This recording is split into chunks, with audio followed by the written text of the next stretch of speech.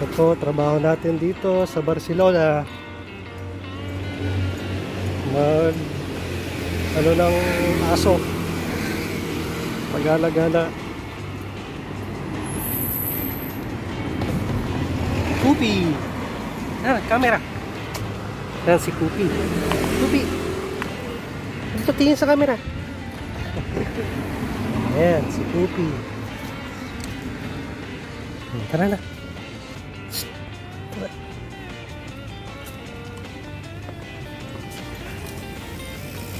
Puppy, let's go. Let's go.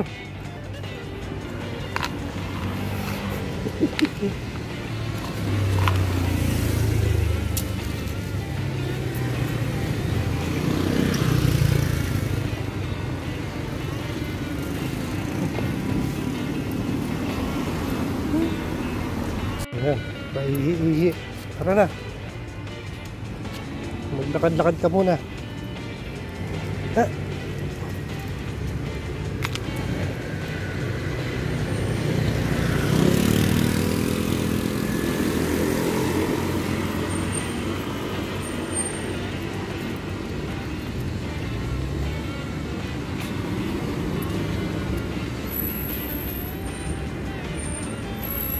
Let's go, let's go.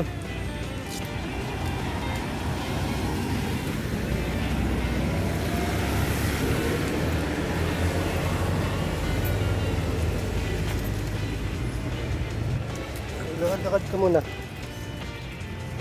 Ayan. Ito po ang trabaho natin.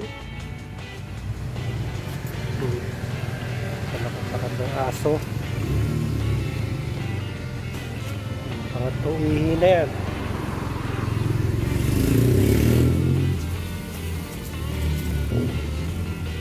Ito po ang trabaho ng mga OFW. Ganun ang mga aso. Pagala. Sa France, meron ding mga ganitong trabaho. Pagpapagala ka lang ng aso.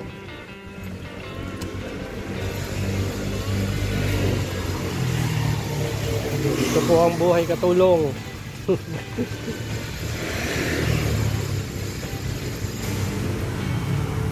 Ganito po. Ito, nasa Barcelona po tayo. Welcome po sa buhay caretaker or katulong.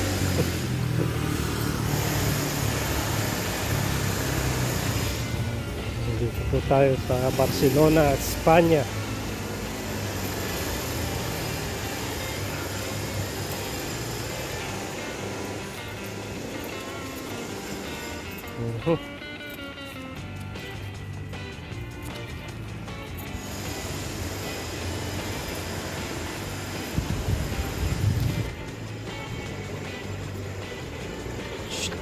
Dito. Dito.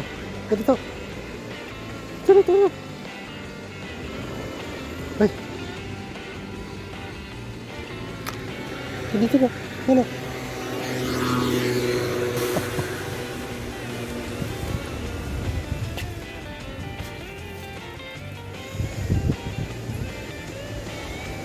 Iihin na naman. Ba, marami ka na.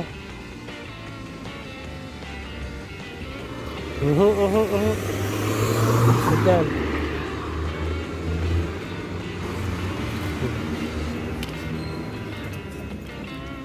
Ikot lang tayo. May gagawin pa ako.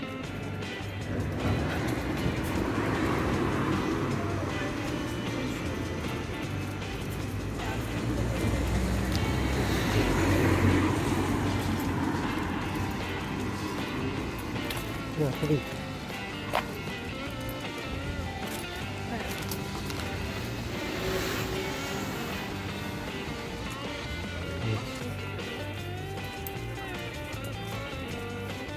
Dito. Natuwa din yung aso na to. Sabi nung dating Pilipino nagtrabaho dito sa boss ko, dugyutin daw tong aso. Mukha nga.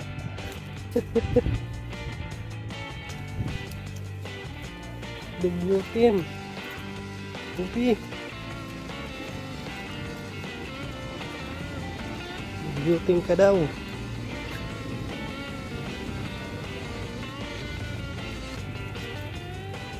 Ikot lang tayo.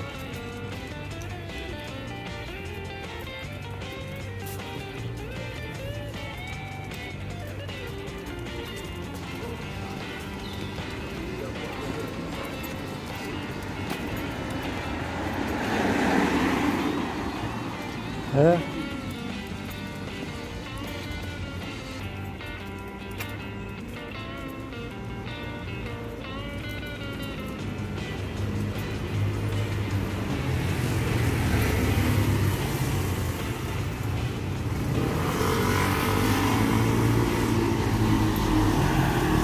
Sa Karaw Dugyotin.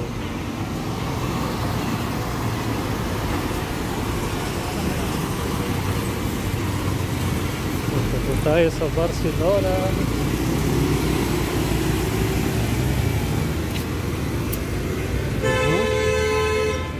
Dami umihi ah.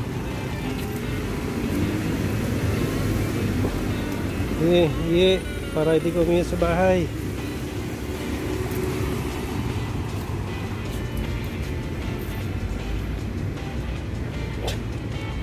Alam mo, tatlo.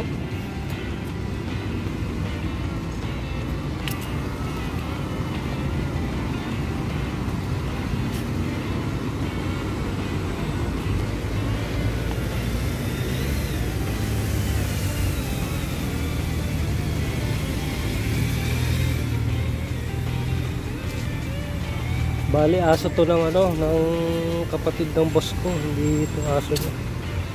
So dinadala lang dito.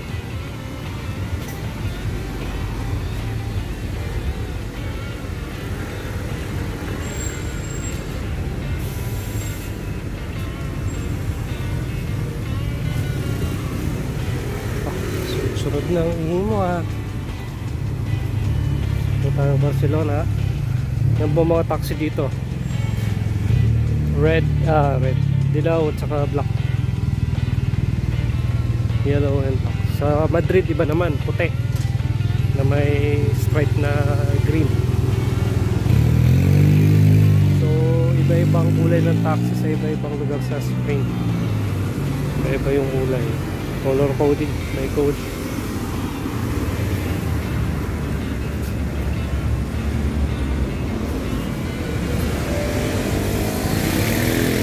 Pupi.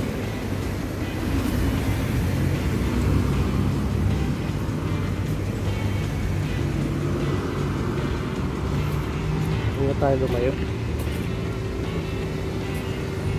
May gagawin pa ako.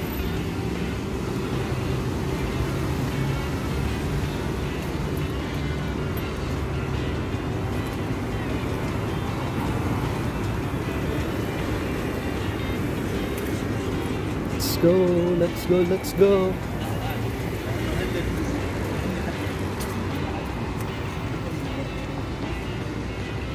Tara, balik tayo. Isa pa. Tara. Tara.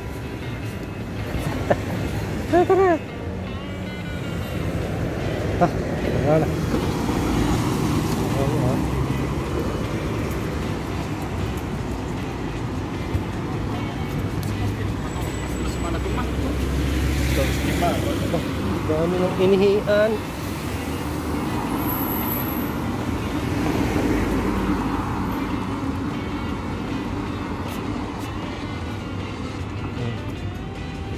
Sige, labas mo lahat yan.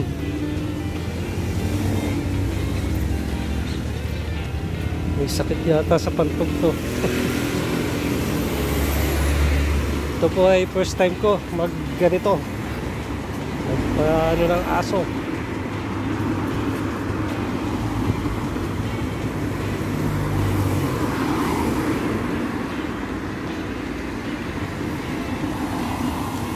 Ito pag tumae, ito pandampot ng tae niya, ito yung plastic na to, dadamputin mo. Wag dyan! Doon muna tayo. Mamaya na.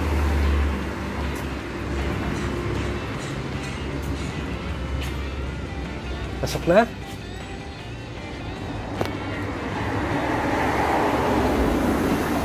Na. Isa pa? Ah, papasok na to. Ayan na. Kapagod to. Ayan natin. Hinihingal to eh. Hinihingal ka diba? Pupi. Oh, ayan, hinihingal na nga. Kunting lakad pala. Kunting lakad pa lang yan ah. Hinihingal ka na. Yan po yung tsura niya. Mukhang nag-gluten po ano. Ayan po siya. Pupi. Smile sa camera. Okay, pasok na ako kasi may gagawin pa.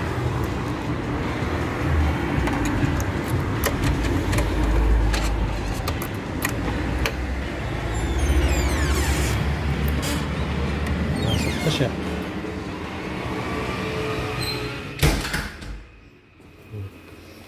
Ayan natin yung mali. Inom, tubig.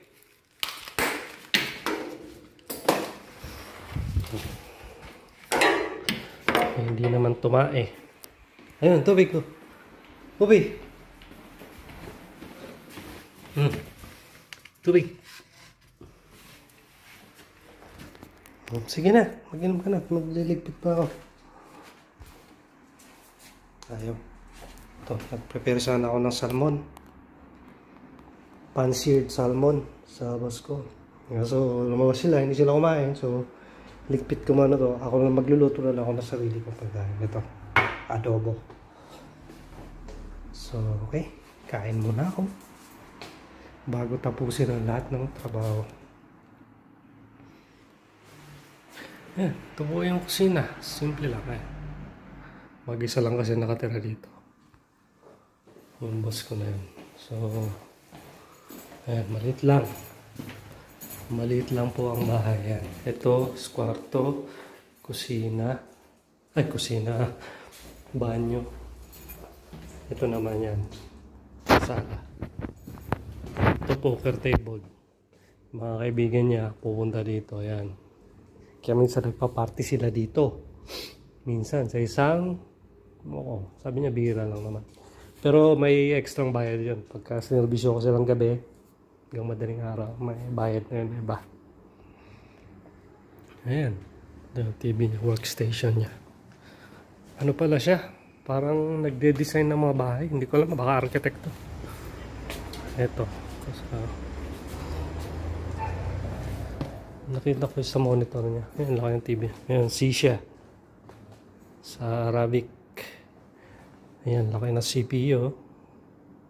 Ayan, setup niya ng computer. Ayan. Huwag natin pakita yung ayan. Ito yung isang kwarto pa ng nanay niya. Mamaya, yan, ginamit. Niinis ko na to eh. Ulitin ko ulit. Tapos ito yung kwarto niya. Ako po yan. Ito yung mga gamit niya. Ayan. Lahat Louis Vuitton. Ito Balenciaga. O yan. Mahilig sa Louis Vuitton. Kahit mga t-shirt po, Louis Vuitton niya. Louis Vuitton po yan. Lahat. Halos lahat. So, lahat po yan. Balenciaga, Louis Vuitton. Ayan. Ayan, mga bango niya. Dior, Chanel. Ayan. Ano, hindi natin kilala yung iba yan. Ayan, Gucci, Louis Vuitton din. Ayan, ito Gucci din. Chinelas, pambahay. So, yun po. Maliit lang yung bahay. Nagagawin ko dito. 3 kwarto lang. 2 banyo. Tapos itong sala. At saka yung terrace. sobrang ano lang, kung bibilis ako, kung trabaho mabilis na, kung wala. Pero kailangan may maintain kasi ito eh. Bawa umalis siya, balik niya dapat maayos ulit. Yung ganun. Ano? Ito, buhay ko ngayon sa Barcelona. Ito, simple lang naman. Trabaho, hindi mabigat kasi isang tao lang naman yun nandito. Ngayon nandito yung magulang niya, pero minsan lang yun. Hindi sila lagi nandito. Ngayon lang.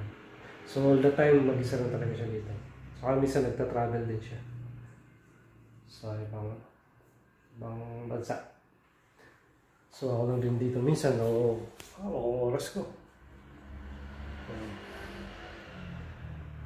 So, madali lang trabaho. Walang anak, walang bata, walang asawa. May mga kabarkada siya na pupunta. Hindi naman sila dito. Pero minsan lang yung bihira na. Mas may assistant siyang isa, pupunta pa dito. So, yun naman. Trabaho natin dito. Madali lang. Ganito po trabaho dito sa Espanya bilang chico or tawag dito solo chico. Pag nasa bahay ka, nagtatrabaho isang lalaki, solo. Pag babae, chika. Solo chika. Or interno. Interno pang ano ako sa bahay mismo. Kasi sa bahay din mismo yung ako titira eh. Magiging interno.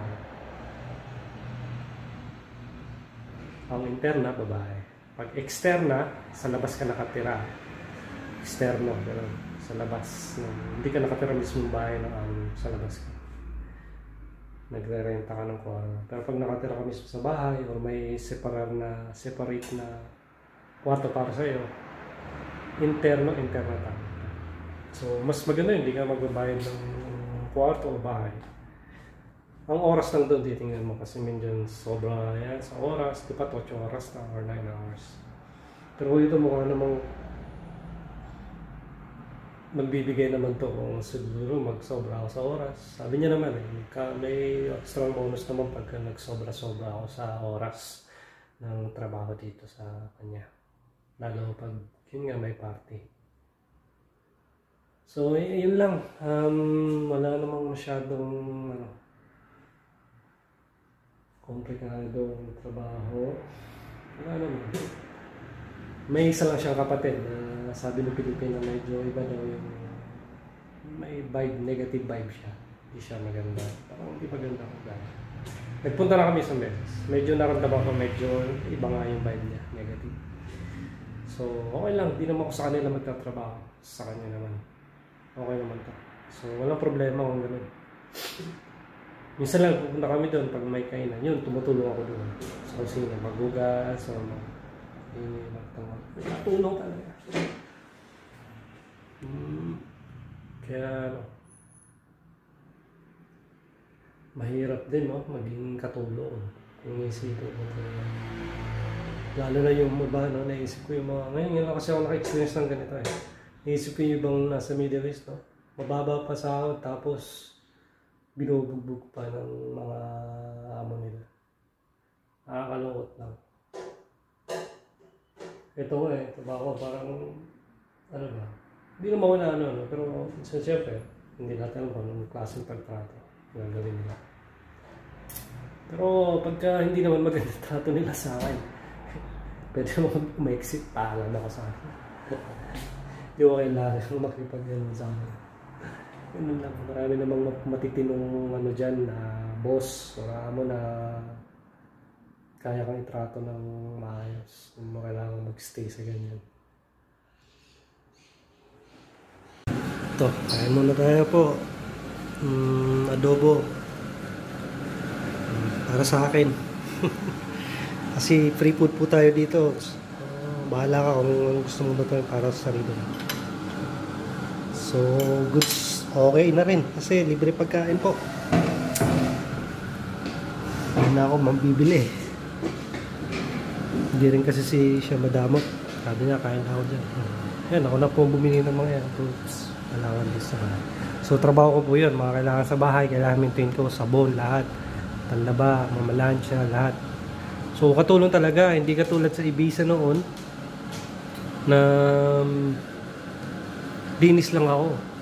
Saka mamalansya. Yung linis lang ng bahay, hindi ako nagluluto doon. Hindi ako nagluluto. Kasi mga guest doon, may mga kliyente nagre-renta lang ng bila. Yung boss ko naman, hindi wala namang nagluluto rin sila, sarili. Linis lang talaga ako doon, garden, pool. Linis ng swimming pool. Yun, maintain lang ng bahay. May konting sira sa doorknob, kaya mo, ayusin mo. Yun, mga simpleng ano lang, do it yourself, yung mga ginagawa ko. Dito, ganito lang, katulong talaga eh.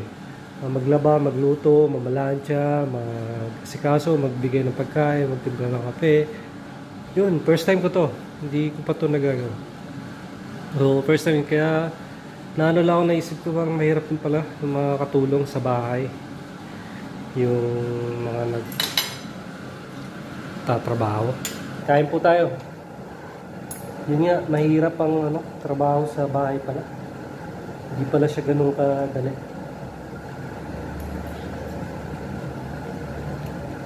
Yep.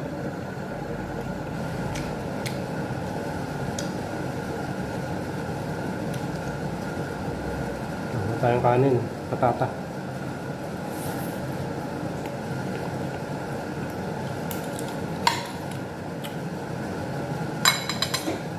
Try ko ito lutuin din sa kanya. Maganda dito, makakapag invento ako ng mga matetesting ko magluto-luto.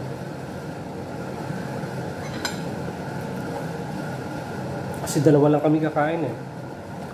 Pag nagluto ko para sa kanya, kasama na ako.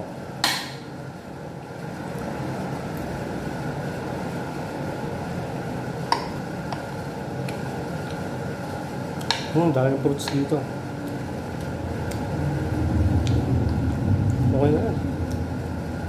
Kumbaga, malinis kumukuha yung sahod.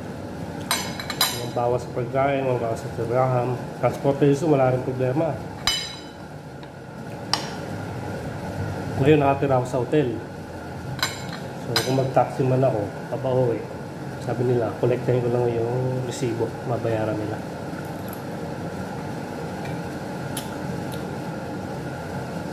Hindi ko report. So itong bago na to, tingnan natin kung may maayos talaga pa. Pero wala namang perfectong boss.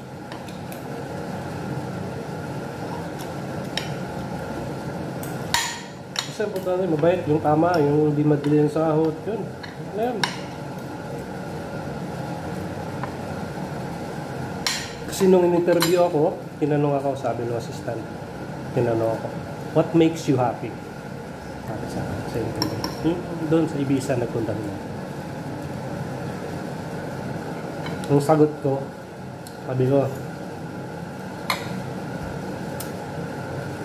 at the end of the day, sabi ko, it's all about the money. Wala, yun lang naman talaga, di ba? Kaya tayo na dito sa wala lang ako. Basta yung huwag na-delay, maayos ang trabaho, tama sa oras, bayad yung sobrang oras. Ano ba? Well, naliwanag yun. Sinabi.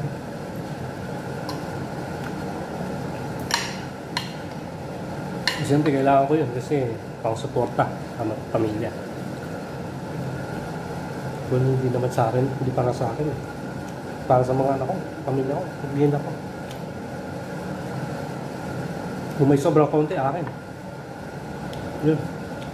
Yun mo, mga ganit ko nga, gumana. Okay pa to. Binigay pala to ni Josh. Si Jordan dati. Mark Joshua. So okay niya rin na bili. Mahilig kasi kami mag-ukay dati.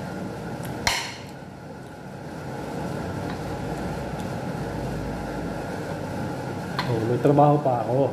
So mamaya na. Tapos kain muna tayo. Importante huwag pabayaan ang sarili. Kasi pag busog ka, kahit anong iutos sa'yo, kaya mo gawin. Eh pag gutom ka, lutusan ka, bad trip ka kasi gutom ka. Importante, unahin mo, kumain ka muna. Kung mo sila intindihin, kumain ka muna.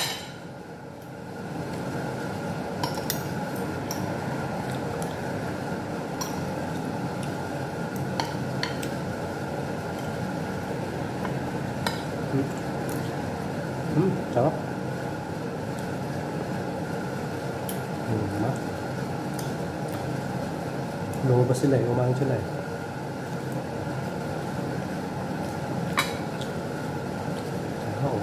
Food trip din dito.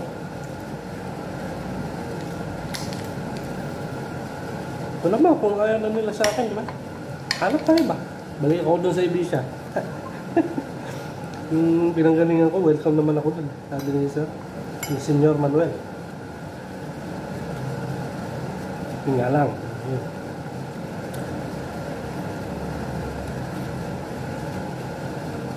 Balik ko na ako dun.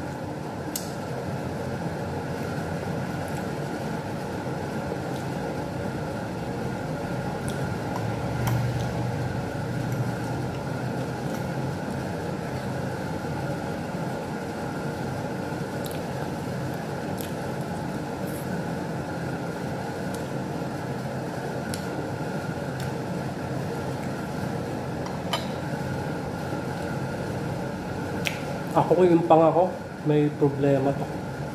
Hindi ako mga ng todo.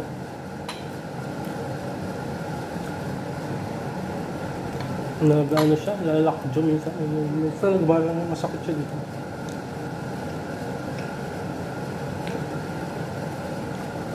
Ano na to? Mag-iisang taon na siguro. Paalis akong Jordan. Ngayon, hindi na lumali. Dati bumabalik to eh. Ngayon, parang may ugat na. Pero nakakain pa naman. Kaya, sige lang. Masyado yung tindi niyan. May mga napapanood ako sa YouTube eh. Video. Sa YouTube, sa Facebook. Yung mga nag-aayos niyan. Madali lang.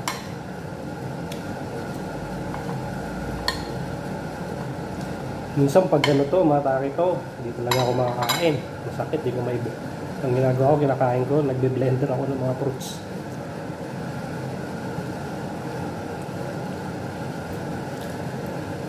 Hindi na talaga siya may mukhang buka.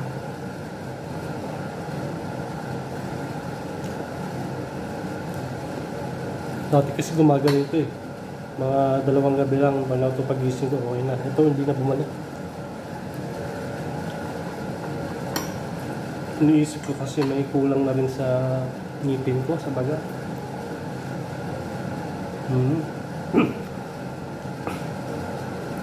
Or noon kasi, nagpabunot ako sa isang dentista sa... Nakita niyo ba ako? Dentista sa dati, na-trauma ako. Kasi yung pinabunot kong ngipin, putol, nasa ilalim na ng gilagid. Parang natabunan na yata. Nahirapan sila bunutin. Siguro oras ako na nakanga. Doon to nagsimula eh. Tagal na. Sa Marikina pa kami noon nakatira. Nag-aaral pa ako noon. Nakabunot ako one time na. Nangyari. Doon to nagsimula eh. Kaya ingat kayo sa mga pabunot-bunot. Dapat maayos na clinic. Yung magtiwala kayo sa dentista. Yung malambot ba ang kamay, hindi yung mabigat. Kasi yung araw nun, pinukat niya, may panggal niya lang yung ngipin. Kaya nabugbog to eh. Parang Kaya mag-ingat kayo sa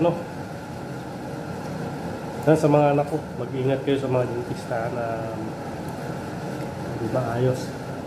Dapat lisensyado. Yung akin naman, lisensyado naman siguro. Mabigat lang kumay. Nahirapan din siya.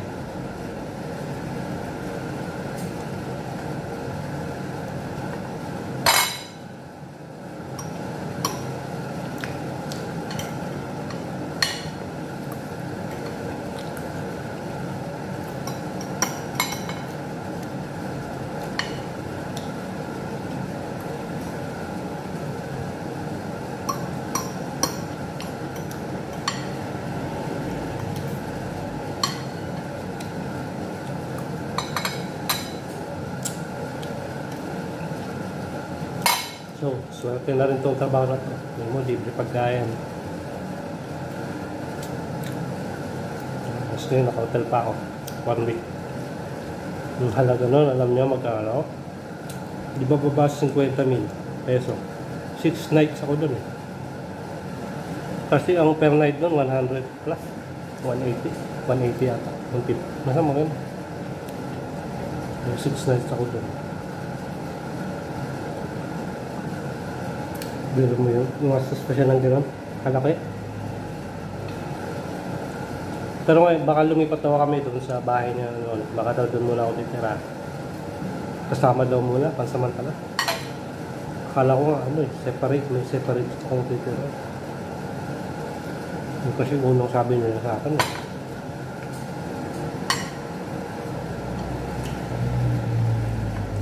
So, okay lang. Sa bahay niya nakatira. So, may separate na kwarto. May CR. Tsaka tamang oras sa trabaho. Or kung sobra man, bayaran niya. Problema. Pero kung sobra na sa isang sahod, ganun pa rin.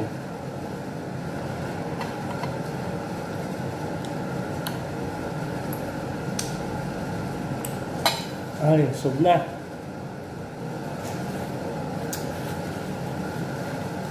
Okay, mag-rinse na tayo. Wala pa sila.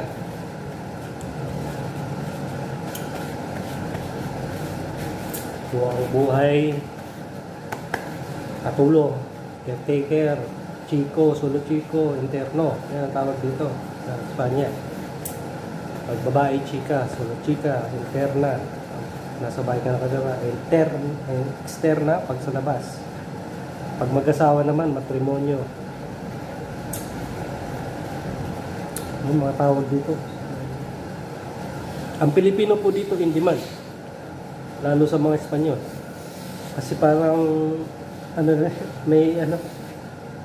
pag may katulong sila na isang Pilipino or Pilipina sa bahay, parang medyo level din ang nila, buhay ba? Yung sabi sa akin ng isang Espanyol, ng boss ko dati siguro nakahara, kaya mas prepare nila Pilipino. Tsaka iba mga magtrabaho. Inisyatibo. Meron tayong ganun, inisyatibo. Kukusa ba? May kaya utusan. Tsaka medyo pulido ba? Marunong kasi tayo sa bahay, sa ano man. Kaya ako, wala akong experience sa bahay. Mga lang, sa hotel. Yun, sa Villa, sa Ibiza. Yun. Ito, first time ko to. Sa loob mismo ng bahay talaga. So, pero may experience naman ako sa kusina, sa paglilinis, sa hotel. Kaya wala problema. So, malahit siya din ako. Tulungan naman tayo din. Biro nyo, no? Pinag-aral ng magulang mo. Tapos yung pala, kahinapnan mo lang ay katulong. Kung alam mo lang na yung magiging trabaho mo in the future, ganun. Dapat di ka na nag-aral, no? Kaso kung di ka naman nag-aral, di ka rin makakalis ng Pilipinas. Siyempre, anong alam mo? Hindi ka marunong magsulat, hindi ka marunong umintindi ng mga words. Hindi ka mag-communicate. So, importante pa rin mag-aral. Basic lang. Huwag mo masyadong galingan sa school. Kasi, ang number one lesson is experience. Hindi yung nasa school. Hindi importante yung grado. Kaya pasa mo lang ngayon, okay na yan. Pero magpapabait kayo sa school. Kasi ang titingnan pa rin diskarte na buhay, di ba? Meron dyan, may tataas ng grado ng nag-aaral. Wala naman talo ng iba na patok-patok ang grado.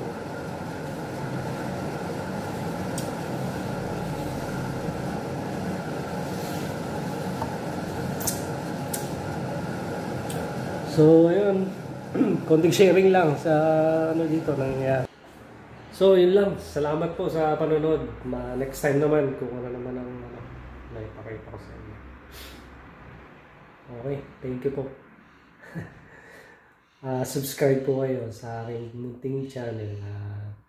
Papakita ko pa kung ano pa buhay ng isang solo chico, interno, or katulong, or caretaker, lahat na. Trabaho. Okay, thank you. Salamat. God bless po. Salamat.